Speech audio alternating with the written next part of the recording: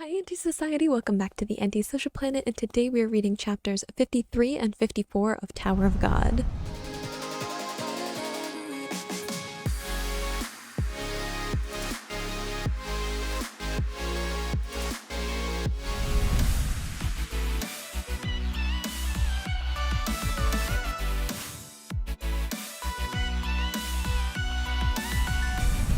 So in the last couple of chapters, we finished off this test, the final test for this class thing that they were doing with Team B. A lot of feelings coming out of that one because of what happened with Ho, obviously. A lot of people feeling a lot of different things about someone that they were bonding with passing away. Also with Rachel getting hurt, Bam is kind of in this weird in-between spot of him not really knowing, I think, what he wants to do because he's changed so much. If you had asked him at the beginning of the series what he would have done, he would have stayed with Rachel. It wouldn't have been much of a question. But now he has all these other friends. He has his own motivations. I think that he wants to have his own life separate from Rachel, but he also wants her to be part of it in some capacity. I think he's also feeling a lot of conflicting feelings because if Rachel can't continue up the tower, then she doesn't have her dream anymore. And what's that mean for her? She doesn't have the core thing that motivates her to seek happiness and contentment and that kind of a thing. So he's probably feeling a lot of things about that. Yeah, there's just a lot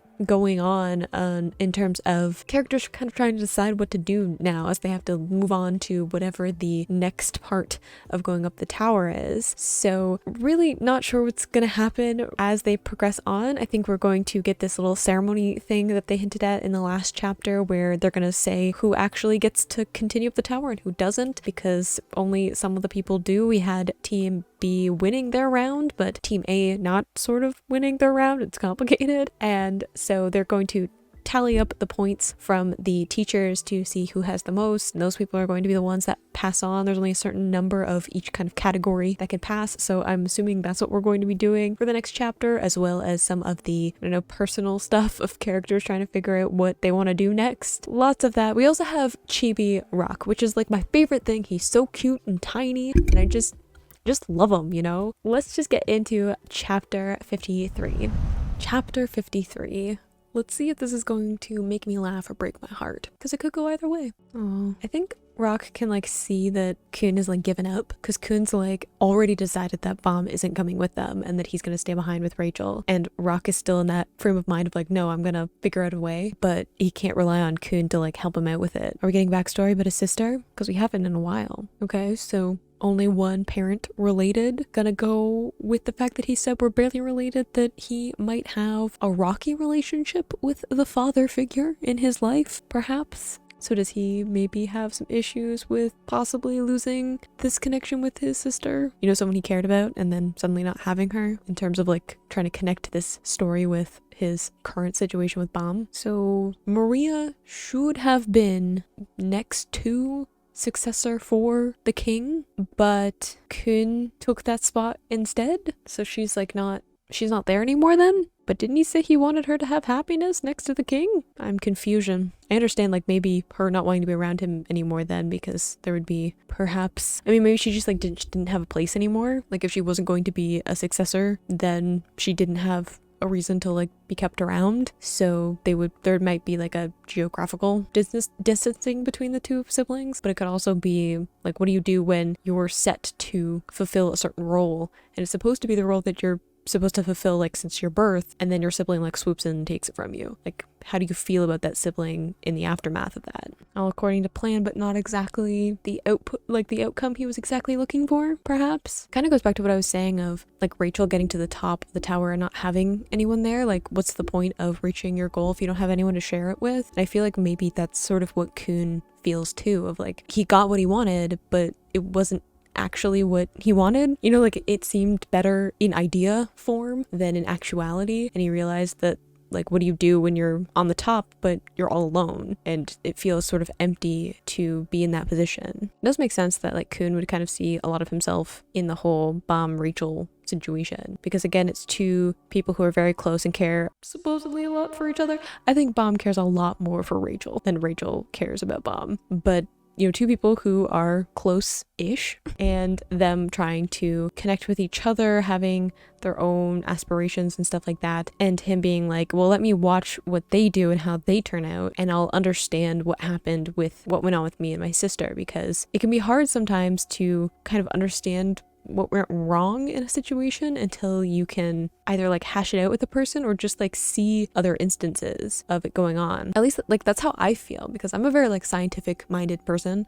So I feel like in my brain I need like case studies and stuff. Like I need more data points, and I can't always understand what a situation should be like or could be like unless I see other instances of it. I think that's why I like reading fiction and being in fictional worlds and stuff like that so much, is because it gives me a way of like looking into different scenarios that probably I'm never going to be a part of, but like kind of understanding vicariously through those situations, because it gives me more insight into like how people think and feel and stuff like that. I think a lot of people feel that way. It's like why fiction strengthens people's empathy. It's because it makes it a lot easier for you to put yourself in someone else's shoes. So I feel like that's kind of what Kun is trying to do. So I definitely feel like maybe that's part of the reason he like agreed to keep her secret. It's because I think part of him knew that Bomb would leave him if he knew where Rachel was. It's complicated. I don't always understand people either. I understand me sometimes. I love Tiny Rock so much. I think he's so cute. I think this is the best thing Hong Sang has ever done. Chibi Rock. Truly a good life's work. Oh, okay. Understanding it now. So, Kun sent his sister away to be next to the king's side, which meant that she wasn't with him anymore. And he thought that like helping her fulfill her dream, or like where he thought that she would be best off, would be fulfilling for him. But then he felt empty because she wasn't there anymore, and suddenly he lost this person that he could like care for and confide in and trust and stuff like that. And I feel like that's kind of that's way more similar to like Bomb and Rachel's situation, in that like Rachel wants to go up the tower and it seems she wants to do it alone. So should Bomb stick with her because he wants to be with her during this journey, or should he recognize what she wants and believe her to it and do his own thing? So there's definitely some ambiguity of like what to choose, because it's not only like what I want versus what they want, it's also like what's best for them and what they want. Like, would it be best for Rachel if she had Bomb with her? I don't know. Would Kun's sister be better off with Kun being with her, or them staying together where their family is? Who knows? You know, it's difficult to make that decision when you don't know what the outcome is going to be. Again, going back to my scientific kind of thinking, where I'm like, I don't know what all the variables are. So it's sometimes overwhelming to make decisions. I think that's why a lot of the time I have like a gut feeling about a decision and I just make it, because if I stop and I think about it, I'm going to go through all the scenarios, all the possibilities. I'm going to just fall down that chaotic thought spiral of like all of the terrible outcomes of this thing, and I'm just gonna end up getting overwhelmed to go and like, screw it, I'm just gonna go with my first thought anyway and just decide on whatever my initial thought was, which might be like slightly impulsive, but it just works for my brain. My brain usually knows off the bat what to decide, and if it's something like really big and life-changing, then I don't know, maybe I talk to some people, maybe I try to make a more informed decision. A lot of the time, it's not that big of a deal, and I can recover from it pretty easily, and it would just take like less energy if I just go with my gut feeling. Oh my gosh. I love Tiny Rock so much because his head's like the same size, but his body is so small. I just want to keep him. Ooh.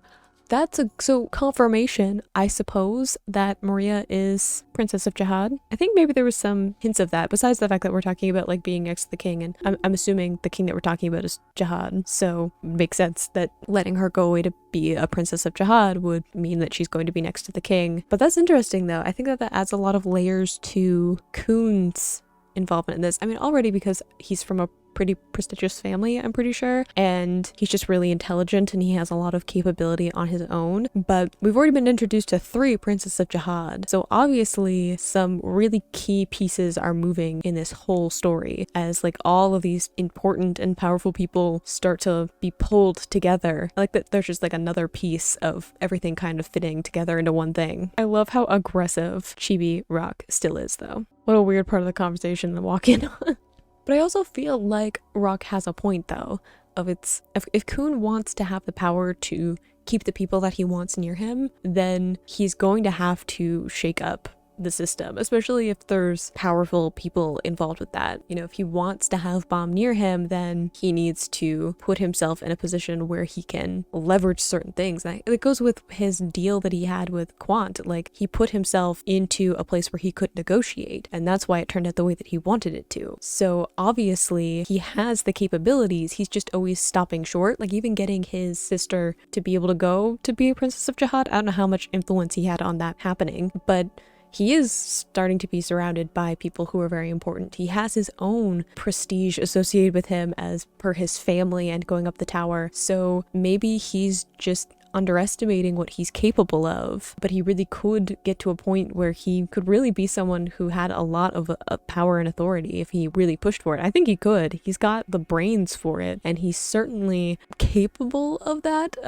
Mischievous enough, possibly a little bit cutthroat. Like, I think if Kun really wanted something, not many people could get in his way. Bum! Look at you coming to see your old teammates. Try not to get headbutted by Chibi Rock, though. He looks determined. Have we made a decision about what we're gonna do? Because I'm nervous about it. Oh dear, that is not where I thought that this was going. Where did she get stabbed? Oh, okay. So, Shinsu, kind of a big deal. I think that it is somehow associated with not only like power in terms of like being able to withstand it, but also like wealth, I feel like, because if you have a lot of power, if you are very capable, then you probably also have a lot of wealth. But obviously that's not where regulars are at. Certainly not Bomb, certainly not Rachel, people who aren't coming from rich families to make that happen. And if it takes an expert, okay, how do you find someone who's like an expert, I guess, in healing with Shinsu? So you have to get someone who's not only a Shinsu user, but specializes specifically in healing people. It does seem like a difficult negotiating thing.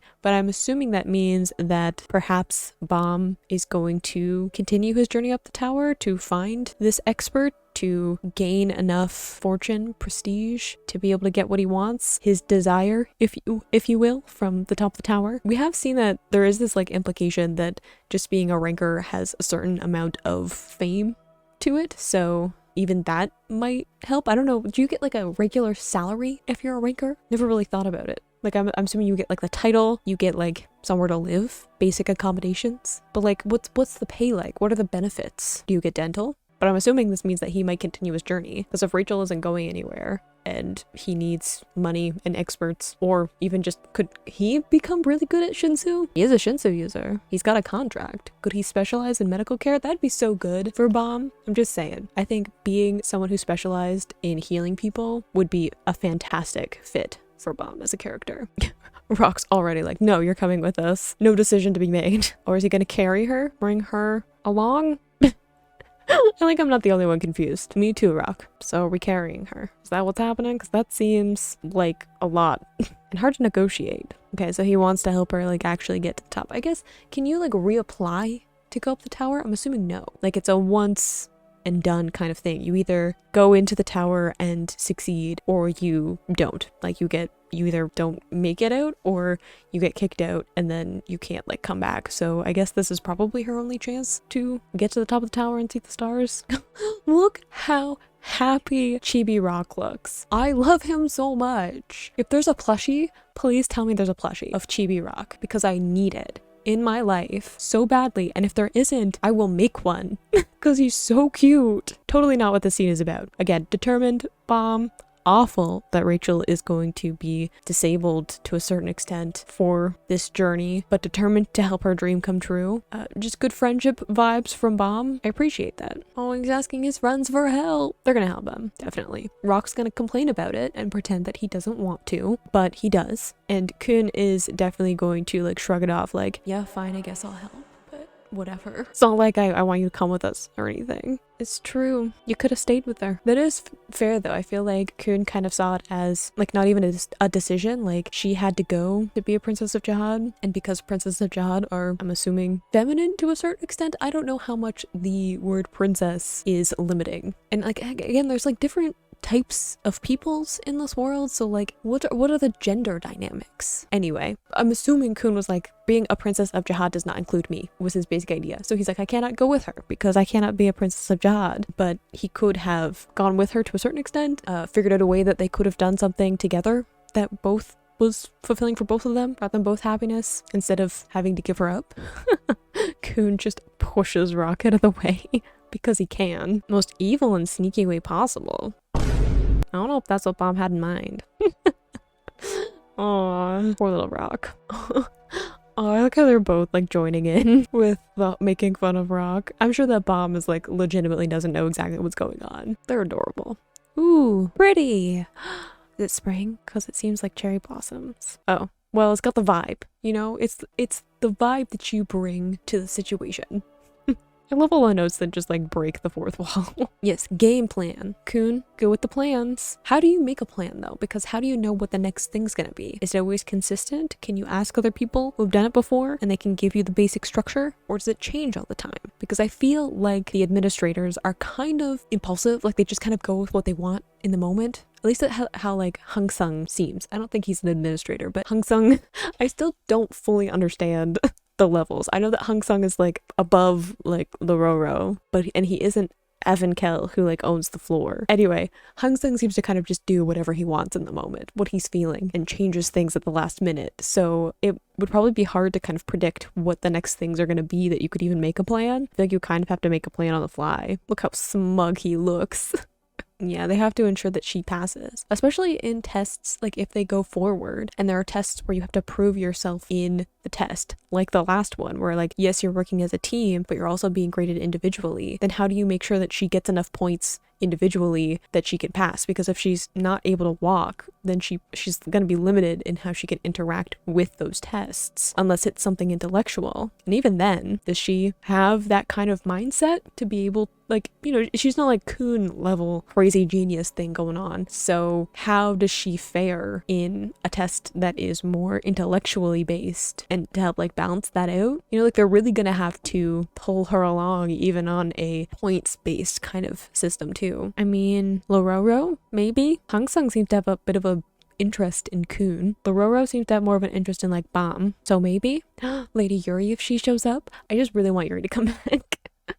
Is Lororo feeling himself being summoned? He's like, that sense you get when someone like is talking about you. Okay, so is Lororo the one we're gonna try and maneuver towards? I love that. I love how it's a difference between Bomb like being behind Rachel and chasing after her, and now they're like more equal and they can only do this thing together. Like Rachel needs Bomb to make this happen, which was not the case up to this point. So they're far more level now. Bomb feels this very strong pull towards Rachel, like he feels like he needs her to be with him, and now Rachel needs him. So it's less of that weird power dynamic that we had before where Rachel obviously had more power over Bomb than he did over her. Shibitsu. Hots. How is Hots doing? He got really injured in the test and I just want to make sure he's okay. And Dorsey? Maybe? Anak? I know she's a little bit but she seems to be sort of kind of friends with Shibitsu and Dorsey. Maybe Lorray? I just really like Lorray. So I'd like if he got to come along. Aww. I love how they just let Rock be the leader. They're like, of course you're the leader. Absolutely. He's just so cute. Also, who wrote the note? I still want to know who wrote the note to Ho. Ooh, I guess that's true too. They have to kind of wait to see who passes and then they can kind of build their team. I'm sure that the characters I mentioned are like who they have in mind, but you have to see who actually passes and then you can figure out who you're going to invite to be part of the like mega team. But who wrote the note though? I'm still curious. He just looks so angry. It's like them like looking like cool as they're about to like go forward and conquer the tower, and then there's a little Rock. Like anyone who isn't as a big of a fan of Rock as I am is going to be annoyed with me with that, but you know what? My video. I'll talk about how cute he is as much as I want. Okay, chapter 54. Hopefully gonna find out who actually is gonna be moving on and who is not. Is that Quant on the packaging? I love that the rankers are just like on the packaging for advertising snacks and stuff. Are we making friends now? I know that Shibitsu and Serena were a little bit rocky to begin with. I don't think Shibitsu is worried. I think he's pretty confident he's gonna pass. Wasn't he doing pretty well before? And I'm sure that Kun ensured that Shibitsu would be one of the people that passed because he signed the paper. I think, can he sign the paper? I don't know if he could sign Shibitsu's paper. Yes? Yes, he signed it, didn't he? I don't remember. But they're friends. So I'm assuming that Kun made sure that Shibitsu would win, whereas Serena may be a little bit ambiguous about how she's gonna do with this one. It's interesting with Serena too is that she was far more impulsive with her decision of joining the tower, because it was really like she had nothing else going for her, and so she just like chose to go and didn't really think about it that much. So like, what does she do when she leaves? Because she'll just have nothing again. Oh, I'm worried about Serena though. She seems to be going down a dark path. What an interesting deconstruction of like what it feels like, the other side of being basically a bully. Let's face it, bully tendencies with Serena, where it's like lashing out at somebody about specific things because there's a certain jealousy, or like there's even just a discomfort. One of the, I don't know, light bulb moments of my life was when I was reading a book, and I don't even remember the title of the book or really all that was in it, but there was a moment where the author was talking about how like anger isn't a bad emotion, it's a defense mechanism. We use anger to put barriers between us and to things that we don't like. And I was like, it's like this huge moment for me. I was like, wow, because for me, anger has always been like associated with a bad thing, and like it's always something I wanted to avoid. Like I avoid being angry so much in my life because I have an awful temper, and I'm like, I don't want to even be in that frame of mind that I would even let myself get even close to being angry, because I don't do like slightly angry. I'm like fine or furious. So I always avoid it. It's always like a thing that scared me. And then just like thinking of that as like, no, being angry isn't necessarily because you're like trying to, I don't know, actively hurt people necessarily. It's there is something that makes you uncomfortable. There's something that you don't want to be a part of. So being angry puts a barrier between you and them. And a lot of the time you have that mentality of me, them, right? And you want people to be on your side and not on theirs. Being a bully, being angry at someone and bullying them is because you want a bunch of people to side with you and be on your team against them, this thing that makes you uncomfortable. And I just like how we're getting that psychology of why she behaves the way that she does, and like the self-awareness of it, even though like she can't necessarily stop herself, like it's still something that she habitually falls into, but at the same time it's something that she knows she probably shouldn't be doing. Just interesting. Rarely do you get that side of things. I feel like it's far easier to write a character to empathize with when they're on the other side of that situation, the one that is being called names, the one that is being put down and people are being cruel to them. It's a lot easier to write that character in a sympathetic way and get, you know, an audience, a reader, whatever, to be on the side of that character. It's way harder to make the bully sympathetic and let people like empathize with that character in a way that works. But I feel like Serena works somehow. The way that she obviously struggles back and forth. Like she wants to be a good person, she wants to be better, and then she just falls back into those patterns because those are the behaviors that she knows, and it feels safer to fall back on those because she knows them. So it's interesting. Having a bit of a roll call of the characters. People kind of bomb talking to everybody. Is he trying to get the team together? Aww. He's just going to everybody and he's like, let's be a team. He's so cute. I know also he's doing it with like determination. You know, he has that like serious face, but also he's just really cute. I feel like that's foreshadowing that Endorsey is one of those crazy ones. You know, and Dorsey's like, yeah, sure, why not? I feel like she'll help out. Even the best against like her better judgment, like the logical part of her brain that just wants to like win and get up the tower. I think that she's definitely going to help Bomb out, because as much as she paints herself as the monster in her own narrative, she wants to feel like she's part of something. Is she just an ordinary girl though? I mean, I understand why Bomb feels a connection to her, because she was like all he had, literally, for a huge chunk of his life. So much of who he is because of her and interacting with her. I feel like there's more to the story of like why Bomb doesn't know anything about who he is or what his past is, because from what we've seen, like he isn't a child, he isn't like a young like toddler wandering around, and that's why he met Rachel and you know, everything. He's like grown up enough to have some memories, to have some sense of identity, and he just doesn't. Aww, he built his own little tower. I feel like that's symbolic and might foreshadow some stuff going on later. I feel like this panel is significant. Hopefully I remember it later. Aw, he's trying so hard though. I do wonder why Rachel and Bomb were like underground though. Like there's just a bunch of people that live there, because we haven't seen like a civilization. You've just seen those two. So like there's a city underground. So is it a punishment of some kind? In which case, why is Rachel there? What was that, Rachel? Is that how they fully met? She let him out? Or did she join? I'm very curious about like where they are underground and why they're there. Because we don't like, does Rachel just come to visit him? In which case, like, why doesn't she take this person that she's found with her home?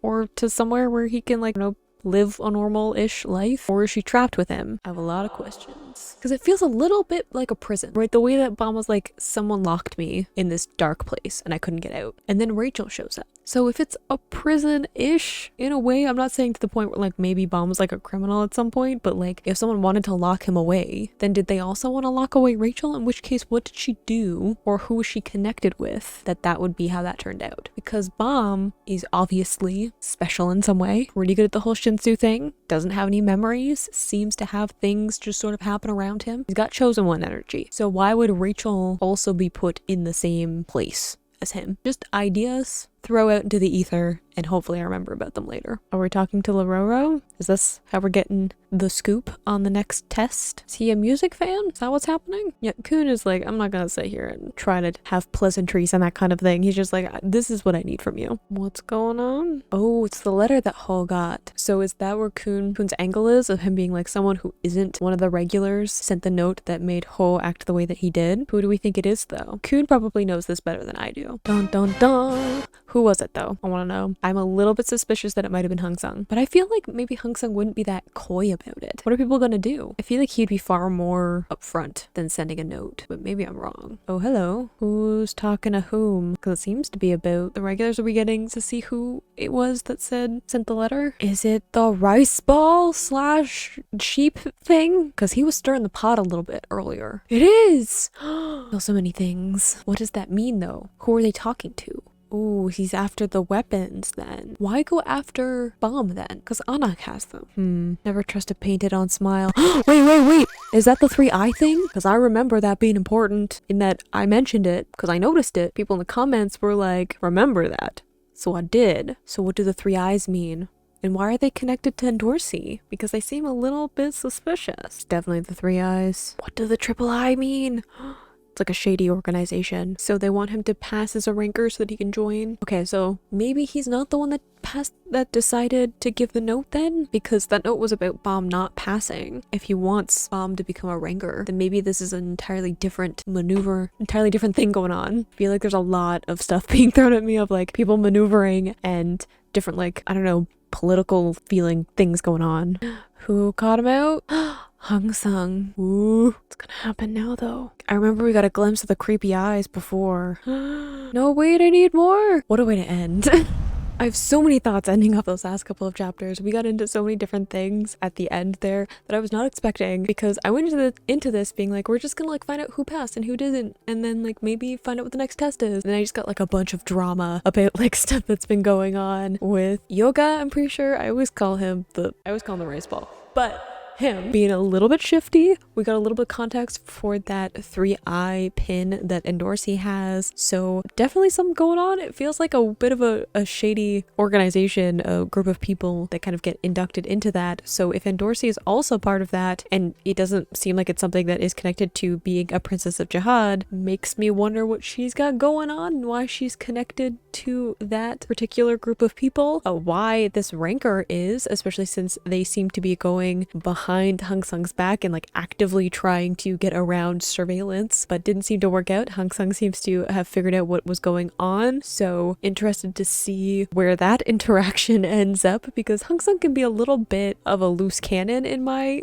brain, because I don't always know what he's gonna do. Sometimes he's scary, sometimes he's funny, sometimes he shrinks people, other times he threatens them. I don't know what's gonna happen. It looks like maybe we'll get some kind of interaction there. I don't know if I believe that Yoga is the person who sent the note to Ho. It just doesn't seem like it's right. Maybe you guys will correct me in the comments if I'm like going the wrong way and it was actually implied that Yoga wrote that note, but it doesn't seem to fit with his motivations. He seems to want Bam to level up. I think he does, because he seems to have an interest in Bam specifically in his talent. So he wants him to become a ranker because then he can kind of guide him into joining this group that he's a part of and being able to use his ability. So it doesn't make sense in my brain for him to come up with some kind of plot that might threaten Bam's capability of doing that, even if it was just like a test to be like, hey, let's throw something major at him and see how he reacts. Maybe, but it doesn't seem like a good idea necessarily. So I don't know. I feel like Kun does to some extent. He knows that it's probably a rancor. Which one it is, I don't know, but definitely a lot going on. And I feel like Lororo has some sense of that. I feel like throughout we've seen little clues of him being aware that there's something going on, slightly off-put by something going on, but he doesn't really know what it is yet. He isn't like in the know necessarily, but he feels like there's something going on. He's like slowly trying to put the pieces together. So I think him and Kun would make like a good team up, but we'll see how that turns out. It's just a mixture of feelings again of like, we started off kind of laughs, a lot of cute rock, and then we just got put into the drama and all of the feelings of like even Serena going through some stuff with Shibitsu and Bam trying to deal with the fact that Rachel is hurt and he's gonna have to figure out a way to make her dream happen, and just a lot. I feel like we're getting into some intense things leading up to the end of this season, and I don't know if I'm ready, but I am very excited about it nonetheless. You can click this playlist to go and see my previous reactions, or you can subscribe to miss the next time I post a Tower of God video, and I will see you in the next video. Bye!